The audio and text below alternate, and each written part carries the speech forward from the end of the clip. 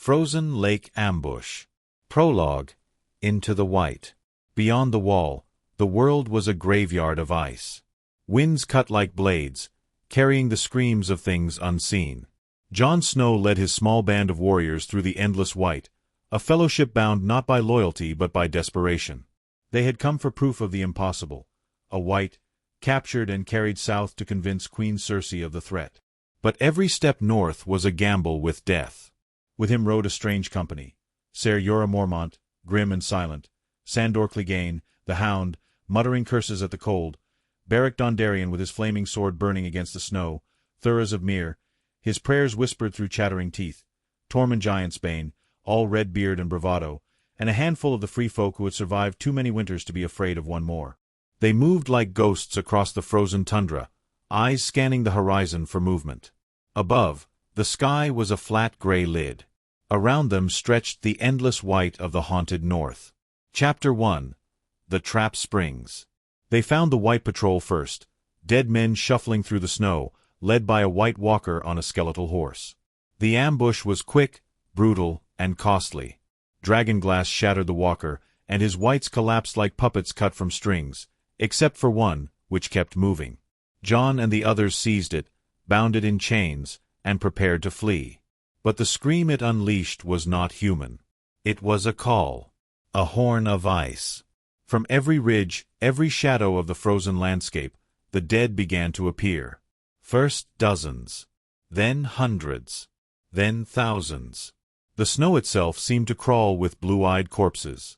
The company ran. They reached a frozen lake, a vast sheet of dark ice dotted with jagged rocks. Without thinking, they scrambled to the center of a rocky islet. Behind them, the ice cracked under the sheer weight of the dead. Wights plunged into the freezing water, arms clawing, teeth snapping, until the lake became a moat of death. Trapped. Surrounded. No escape. Chapter 2. A Night on the Lake. The cold became a living thing. They huddled together on the rock, watching the army of the dead ring them like a silent siege. The Hound muttered about dying in a frozen piss-hole. Tormund joked darkly about who would freeze first. Thoros, already wounded by an undead bear's claws earlier, grew pale and quiet. Night fell, and with it came a silence heavier than snow. Fires were lit, but their warmth felt thin.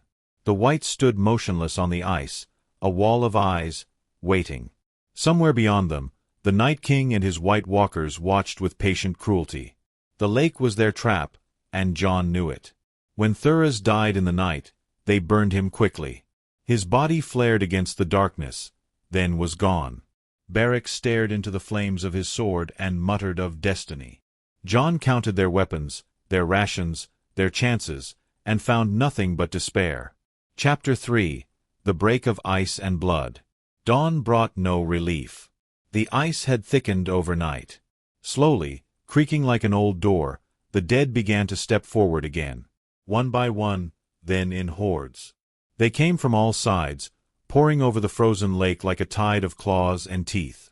The company met them with fire and steel. Beric's sword flamed, carving arcs of light through the dark. Jorah fought silently, every move precise. The Hound swung his blade with curses and rage. Tormund laughed like a madman, even as he was nearly dragged beneath the ice by clawing hands. Jon moved like a storm, Longclaw flashing silver. Every step was another corpse at his feet, but the numbers did not thin. 4 every Wight destroyed, 10 more pressed in. The rock shrank under their boots. There was no room to retreat. It was only a matter of time. Chapter 4. Fire from the Sky. Then the sky roared. Out of the clouds plunged Drogon, his scales like black iron, fire streaming from his maw. Daenerys Targaryen had come. With her dragons she swept the dead in great swathes of flame, turning the ice into boiling slush, incinerating thousands of wights in seconds. She landed Drogon on the rock, extending a desperate escape. Jon yelled for his companions to climb aboard. They scrambled up the dragon's back, clutching at spines and harness. Only Jon stayed behind, hacking at the wights to buy them time. And then the Night King moved. Silent as the grave, he drew his ice spear, its tip shimmering with deadly frost. In one smooth motion, he hurled it across the lake. It struck Viserion. The dragon screamed, a sound that split the sky, and fell, wings folding like broken sails, crashing through the ice into the black water below. The lake erupted in steam and shards of ice. For a heartbeat the world held still. Then the Night King raised his arms. Chapter 5: Escape and Loss. Drogon lifted off under the weight of his passengers, wings beating furiously. Jon tried to run to him but was dragged under by wights, disappearing into the freezing water. Daenerys screamed his name but could not wait. Another spear was already in the Night King's hand. Drogon surged upward, climbing into the clouds, carrying the survivors south. Jon clawed his way back onto the ice, gasping, frozen, surrounded. It was only Benjen Stark, half dead, half living, who appeared out of the storm to save him. Swinging a flaming chain, he drove back the wights long enough to throw Jon onto his horse.